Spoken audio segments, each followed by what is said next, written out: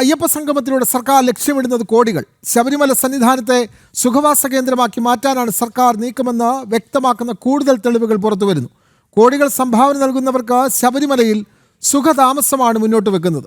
ലോക കേരള സഭയിൽ പങ്കെടുത്ത പ്രവാസി വ്യവസായികളെ ഇതിനായി അയ്യപ്പ സംഗമത്തിലേക്ക് പ്രത്യേകമായി ക്ഷണിച്ചു. സംഭാവനയ്ക്കനുസരിച്ച് ഇനം തിരിച്ച് പ്രിവിലേജ് കാർഡുകൾ നൽകും. 3 കോടിക്ക് മുകളിൽ നൽകുന്നവർക്ക് ഡയമണ്ട് കാറ്റഗറിയാണ് നൽകുന്നത്. ഇവർക്ക് വർഷത്തിൽ 5 ദിവസം സൗജന്യ താമസവും അനുബന്ധ സൗകര്യങ്ങളും ഉണ്ടാകും. പ്രസാദ കിറ്റും പമ്പയിൽ കാർ പാർക്കിങ്ങിന് പ്രത്യേക പരിഗണനയും ലഭിക്കും. 1 കോടിക്കും 3 കോടിക്കും ഇടയിൽ പണം നൽകിയാൽ പ്ലാറ്റിനം കാർഡ് ലഭിക്കും. മണ്ഡലപൂജ കാലയളവിൽ ഇവർക്ക് 5 ദിവസം സൗജന്യ താമസം. വിവരങ്ങളുമായി പ്രജിത് മോഹനൻ ചേരുന്നു. പ്രജിത്ത്, ശബരിമലയെ വാണിജ്യ ടൂറിസ്റ്റ് കേന്ദ്രമാക്കി മാറ്റുകയാണ് സർക്കാർ. ലോക കേരള സഭയിൽ പങ്കെടുത്ത എല്ലാവർക്കും അയ്യപ്പ ഭക്ത സംഗമത്തിലേക്ക് ക്ഷണം. അവിടെ പണം നൽകുന്നതിനനുസരിച്ച് പ്രിവിലേജ് കാർഡ് നൽകുന്നു. സൗജന്യ താമസം, പ്രത്യേക ദർശനം, പ്രത്യേക താമസ സൗകര്യം. അങ്ങനെ ശബരിമലയെ ടൂറിസ്റ്റ് കേന്ദ്രമാക്കി മാറ്റാനുള്ള സർക്കാരിൻ്റെ ഗൂഢനീക്കം അതല്ലേ ഈ അയ്യപ്പ സംഗമത്തിലൂടെ വെളിപ്പെടുന്നത്? പ്രശാന്ത്. വിനോദ്, അങ്ങനെ തന്നെ പറയേണ്ടി വരും. പ്രത്യേകിച്ച് ശബരിമലയിൽ പ്രത്യേകിച്ച് ഒരു അയ്യപ്പ ഭക്ത തീർത്ഥാടന കേന്ദ്രം എന്നതിനപ്പുറത്തേക്ക് അതിനെ ഒരു ടൂറിസ്റ്റം ഡെസ്റ്റിനേഷനാക്കി, ഒരു തരത്തിൽ പറഞ്ഞാൽ വിനോദ് ഉപയോഗിച്ച വാക്ക് തന്നെയാണ്, ഒരു വാണിജ്യ ടൂറിസ്റ്റം കേന്ദ്രമാക്കി മാറ്റാനാണോ സർക്കാർ ലക്ഷ്യമിടുന്നത് എന്നുള്ള ചോദ്യം ഇവിടെ ചോദിക്കേണ്ടിയിരിക്കുന്നു. പ്രത്യേകിച്ച് ശബരിമലയിൽ ഇനി ഇതിനു മുമ്പെങ്ങും ഇല്ലാത്ത വിധത്തിലുള്ള പ്രത്യേക പ്രിവിലേജ് കാർഡുകൾ നൽകിയ ആളുകളെ ആകർഷിക്കാനൊക്കെയുള്ള നീക്കമാണ് സർക്കാർ നടത്തുന്നത് എന്നുള്ളതാണ്.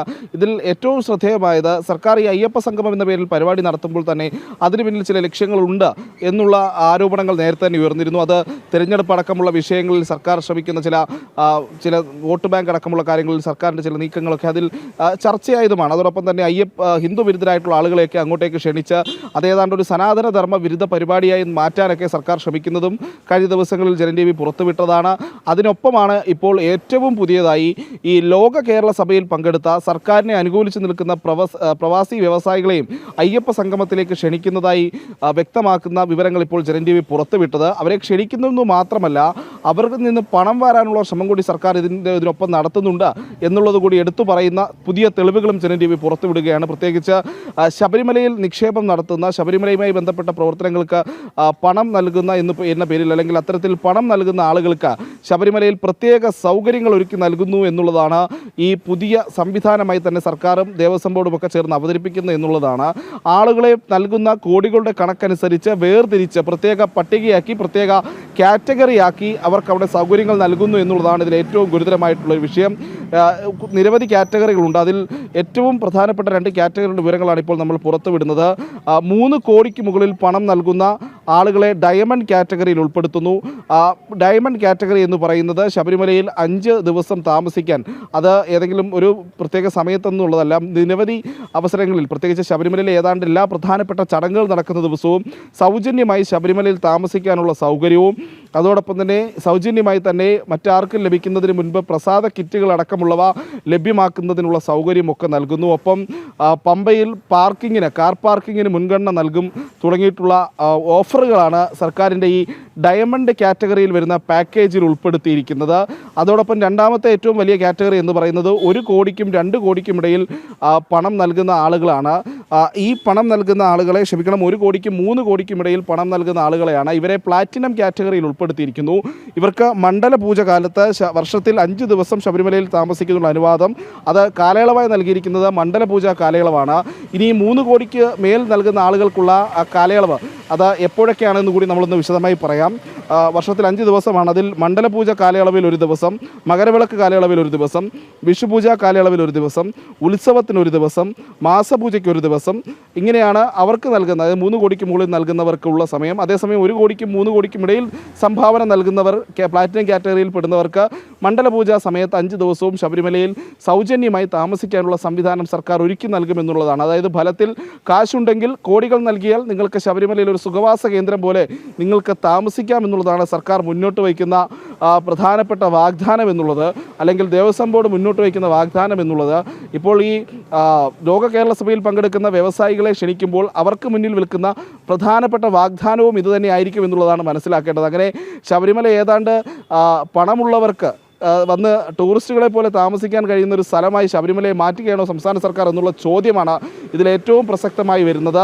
അതോടൊപ്പമാണ് അത് നീയാകുന്നു എന്ന് പറയുന്ന, അല്ലെങ്കിൽ എല്ലാവരും അയ്യപ്പന്മാരാകുന്ന ഒരു സ്ഥലം, അയ്യപ്പനെ കാണാൻ വരുന്നവരെല്ലാം അയ്യപ്പന്മാരാണ്, അങ്ങനെ സ്വാമിമാരാണ്, അവരെ പണത്തിൻ്റെ പേരിൽ വേർതിരിക്കുന്ന ഒരു സർക്കാർ സംവിധാനം കൊണ്ടുവരികയാണ്, അല്ലെങ്കിൽ ഒരു ദേവസ്വം ബോർഡ് സംവിധാനം കൊണ്ടുവരികയാണ് എന്നുള്ളതാണ് ഇതിലേറ്റവും ശ്രദ്ധേയമായിട്ടുള്ള കാര്യം. ഇത്രയും കാലം ശബരിമലയിൽ എല്ലാവരും അയ്യപ്പന്മാരായിരുന്നു. ഇനി മുതൽ ഡയമണ്ട് സ്വാമിയും പ്ലാറ്റിനം സ്വാമിയൊക്കെ ഉണ്ടാകും എന്നുള്ളതാണ് ഇതിൻ്റെ ഒരു മറ്റൊരു വശം എന്നുള്ളത്. ഇനി നാളെ നേരത്തെ ശബരിമലയിൽ ശശീൽ ടീച്ചർ സംസാരിച്ചതുപോലെയാണ്, ഇനി നാളെ ശബരിമലയിൽ അയ്യപ്പനൊപ്പം സെൽഫി എടുക്കാൻ, കൂടുതൽ പണം നൽകുന്നവർക്ക് അയ്യപ്പനൊപ്പം സെൽഫി എടുക്കാനുള്ള അവസരം നൽകുമോ എന്നുള്ളതും കാത്തിരുന്ന് കാണേണ്ടതുണ്ട്. ഏതായാലും ഇതിൽ ഇത്തരമൊരു നീക്കത്തിന് പിന്നിൽ എന്ത് എന്നുള്ളത് കൂടി സർക്കാർ വ്യക്തമാക്കേണ്ടിയിരിക്കുന്നു, ദേവസ്വം മന്ത്രി വ്യക്തമാക്കേണ്ടിയിരിക്കുന്നു.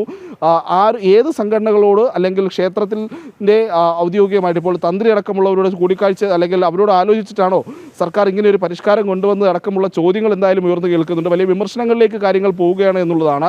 അയ്യപ്പന്മാരെ എന്തിന് വേർതിരിക്കണം എന്നുള്ളതാണ് പ്രധാനപ്പെട്ട ചോദ്യം. വരുന്നവരെല്ലാവരും ഭക്തരാണ്, ഭക്തർക്ക് ഒരു വേർതിരിവും വ്യത്യാസങ്ങളും പാടില്ല എന്നുള്ളത് അയ്യപ്പൻ്റെ ദർശനവുമായി ബന്ധപ്പെട്ട്, അയ്യപ്പൻ്റെ ഐതിഹ്യവുമായി ബന്ധപ്പെട്ട്, ശബരിമല ക്ഷേത്രത്തിൻ്റെ ചരിത്രവുമായി ബന്ധപ്പെട്ട് കൃത്യമായി പറയാൻ കഴിയുന്ന കാര്യമാണ്. അപ്പോഴാണ് പണത്തിൻ്റെ പേരിൽ കോടികൾ നൽകുന്നതനുസരിച്ച് അവർക്ക് പ്രത്യേക പട്ടം ചാർത്തി, പ്രത്യേക കാറ്റഗറിയായി, പ്രത്യേക പാക്കേജ് നൽകി കൊണ്ടുവരാനുള്ള ശ്രമം ദേവസ്വം ബോർഡ് നടത്തുന്നുള്ളതാണ്. ഇനി മറ്റൊരു പ്രധാനപ്പെട്ട പ്രശ്നം കൂടി ഉണ്ട് ഇതിൽ. കാരണം വിനോദിന് തന്നെ അറിയാവുന്നതാണ്, ശബരിമലയിൽ VIP ദർശനം അനുവദിക്കരുത് എന്നുള്ളത് ഹൈക്കോടതി ദേവസ്വം ബെഞ്ചിൻ്റെ പല കാലങ്ങളിലുള്ള നിർദ്ദേശമാണ്. എപ്പോഴൊക്കെ അത്തരത്തിൽ VIP ദർശനങ്ങൾ ഉണ്ടാകാറുണ്ടോ അപ്പോഴൊക്കെ കോടതി ഇടപെടാറുന്ന സാഹചര്യങ്ങളും അവിടെ ഉണ്ടായിട്ടുണ്ട്. അപ്പോൾ ഒരു മുൻവിധിയുണ്ട്, അല്ലെങ്കിൽ ഒരു മുൻധാരണയുണ്ട്, കോടതിയുടെ ഭാഗത്ത് നിന്ന് VIP ദർശനം പാടില്ല എന്നുള്ളൊരു നിർദ്ദേശം അവിടെ നിലനിൽക്കുമ്പോൾ തന്നെയാണ് നൽകുന്ന പണത്തിനനുസരിച്ച് ശബരിമലയിൽ പ്രത്യേക സൗകര്യങ്ങൾ ഒരുക്കി നൽകാൻ ദേവസ്വം ബോർഡ് മുന്നിട്ടിറങ്ങുന്നത് എന്നുള്ളൊരു പ്രശ്നം അവിടെ നിലനിൽക്കുന്നു. ഒരുപക്ഷെ കോടതി ഈ വിഷയത്തിൽ ഏതെങ്കിലും രീതിയിലുള്ള പ്രതികരണമോ അല്ലെങ്കിൽ അതിന് എതിരായിട്ടുള്ളൊരു നിലപാടോ സ്വീകരിക്കുമോ എന്നുള്ളത് കാത്തിരുന്ന് കാണേണ്ടതാണ്. എന്തായാലും ഹിന്ദു സംഘടനകൾ ഈ വിഷയത്തിൽ ഒരു പ്രതിഷേധത്തിൻ്റെ സ്വരത്തിലേക്ക് പോകും എന്നുള്ള സൂചനകളും നൽകിക്കഴിഞ്ഞു. അല്പം മുമ്പ് KP ശശീല ടീച്ചർ നമ്മോട് സംസാരിച്ചതും അതുതന്നെയാണ് വ്യക്തമാക്കുന്നത്. ഏറ്റവും പ്രധാനപ്പെട്ട കാര്യം, ശബരിമലയുമായി ബന്ധപ്പെട്ട് സംസ്ഥാന സർക്കാരിന്, പിണറായി വിജയൻ സർക്കാരിന് പല വിധത്തിലുള്ള ആരോപണങ്ങൾ നേരിടേണ്ടി വന്നിട്ടുണ്ട്. പല വിധത്തിലുള്ള അവരുടെ ചെയ്തികൾ പോലും പല തലത്തിൽ ചർച്ചയായിട്ടുള്ളതാണ്. പല കാലത്തിൽ അത് സംബന്ധിച്ച വിഷയങ്ങളൊക്കെ നിലനിൽക്കുന്നു. ശബരിമലയിൽ ഈ അയ്യപ്പ സംഗമം നടത്തുമ്പോൾ തന്നെ ആദ്യം ഉയർന്ന ചോദ്യം, യുവതീ പ്രവേശനവുമായി ബന്ധപ്പെട്ട് സർക്കാർ നൽകിയിരിക്കുന്ന അഫിഡവിറ്റ് തിരുത്തുമോ, നേരത്തെ അയ്യപ്പ ഭക്തന്മാർക്കെതിരെ എടുത്ത കള്ളക്കേസുകൾ അത് പിൻവലിക്കുമോ തുടങ്ങിയിട്ടുള്ള നിരവധി ചോദ്യങ്ങൾ അവിടെ ഉണ്ടായിരുന്നു. സർക്കാർ ഈ പറയുന്ന രീതിയിൽ സനാതനധർമ്മ വിശ്വാസികളല്ലാത്ത, അല്ലെങ്കിൽ സനാതനധർമ്മത്തിന് വിരുദ്ധമായി നിൽക്കുന്ന ആളുകളെ അയ്യപ്പ സംഗമത്തിലേക്ക് ക്ഷണിച്ചതും അടക്കമുള്ള വിമർശനങ്ങൾ നിലനിൽക്കുന്നുണ്ട്. ഈ ബിന്ദു അമ്മിണിയെപ്പോലെ ആളുകൾ തനിക്ക് വീണ്ടും ശബരിമലയിൽ ദർശനം നടത്താൻ സർക്കാർ സംവിധാനം ചെയ്തു തരണം തുടങ്ങിയിട്ടുള്ള ഫേസ്ബുക്ക് പോസ്റ്റുകളുമായിട്ടൊക്കെ വന്നതൊക്കെ ഈ ഒരു ഗൂഢാലോചനയുടെ ഭാഗമാണെന്ന രീതിയിലുള്ള വിമർശനങ്ങളൊക്കെ ഉയർന്നിരുന്നു. അതിന് പിന്നാലെയാണ് സംസ്ഥാന സർക്കാർ തന്നെ, അല്ലെങ്കിൽ സംസ്ഥാന സർക്കാർ നിയോഗിച്ചിരിക്കുന്ന ശബരിമലയിലെ ദേവസ്വം പ്രസിഡന്റ് അടക്കമുള്ള, അല്ലെങ്കിൽ ദേവസ്വം ബോർഡ് ചേർന്നിട്ട് ഇത്തരത്തിലുള്ളൊരു തീരുമാനത്തിലേക്ക് പോകുന്നത്. അത് അയ്യപ്പ ഭക്തന്മാർക്കിടയിൽ വേർതിരിവുണ്ടാക്കുന്ന ഒരു സമീപനം തന്നെയാണ് സർക്കാർ സ്വീകരിച്ചിരിക്കുന്നത്, അല്ലെങ്കിൽ ദേവസ്വം ബോർഡ് സ്വീകരിച്ചിരിക്കുന്നതെന്ന് നിസ്സംശയം പറയാൻ കഴിയും. വിനോദ്, വളരെ വ്യക്തമാണ്. ശബരിമലയിൽ അയ്യപ്പ ഭക്ത സംഗമത്തിൻ്റെ മറവിൽ ശബരിമലയെ ടൂറിസ്റ്റ് കേന്ദ്രമാക്കാനുള്ള ഗൂഢനീക്കം സർക്കാർ നടത്തുന്നു. അതിൻ്റെ ഭാഗമായി ലോക കേരള സഭയിൽ പങ്കെടുത്തവർക്ക് പ്രത്യേക ക്ഷണം, അവിടെ കോടികൾ മുടക്കുന്നവർക്ക് പ്രത്യേക പരിഗണന, സന്നിധാനത്ത് സൗജന്യ താമസം, പ്രത്യേക ദർശനം, അവരുടെ വാഹനങ്ങൾ പാർക്ക് ചെയ്യാൻ പ്രത്യേക സൗകര്യം, ഇതൊക്കെ സർക്കാർ ഏർപ്പെടുത്തുന്നു.